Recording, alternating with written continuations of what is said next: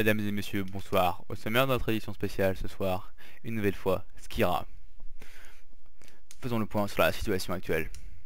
L'OTAN a, comme vous le voyez, mis en place des checkpoints aux frontières du pays. Ces checkpoints sont peu respectés. L'OTAN patrouille actuellement dans le pays, malgré la présence de rebelles. Voyons tout cela en images. Actuellement, les généraux Gill et O'Neill sont partis pour l'Assemblée générale de l'OTAN, au cours de laquelle ils devront expliquer le bilan de leur mission. Pendant ce temps, des manifestations anti-OTAN extrêmement violentes ont lieu dans la capitale. Ces manifestations réclament avant tout le départ des troupes de l'OTAN. On soupçonne qu'elles soient provoquées par le général Shepard, actuellement en fuite.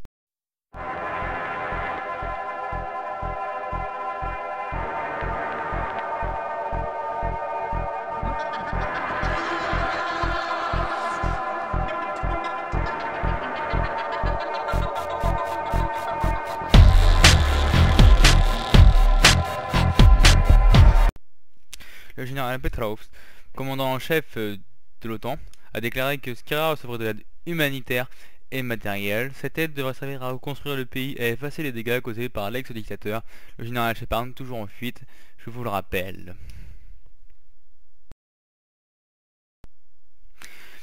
Mais les opposants anti-OTAN parlent d'une manœuvre pour installer un oléoduc dans le pays. La situation dégénère à Skira. Les troupes de l'OTAN sont maintenant prises à partie par des rebelles.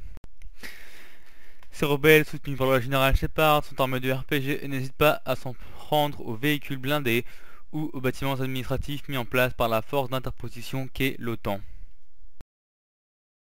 L'OTAN a donc demandé en soutien un porte-avions et une flotte aérienne arrivée et surveille actuellement les cieux de Skira.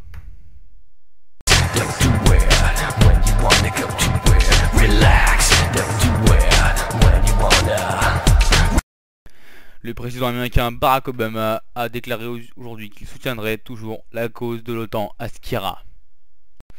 Les généraux Gill et O'Neill sont de retour à Skira après leur voyage à New York pour l'Assemblée de l'OTAN. Ils sont de retour avec un convoi.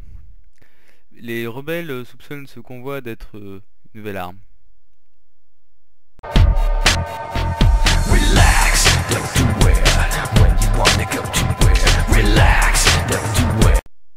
Le général Shepard, en représailles du passage du convoi à Skira, a lancé un virus mortel sur l'ensemble du pays. On estime qu'environ 95% de la population est tombée malade. On ne sait toujours pas quel est précisément ce virus. C'est pour cela que des deux côtés, les camps s'affrontent avec des masques à NRBC.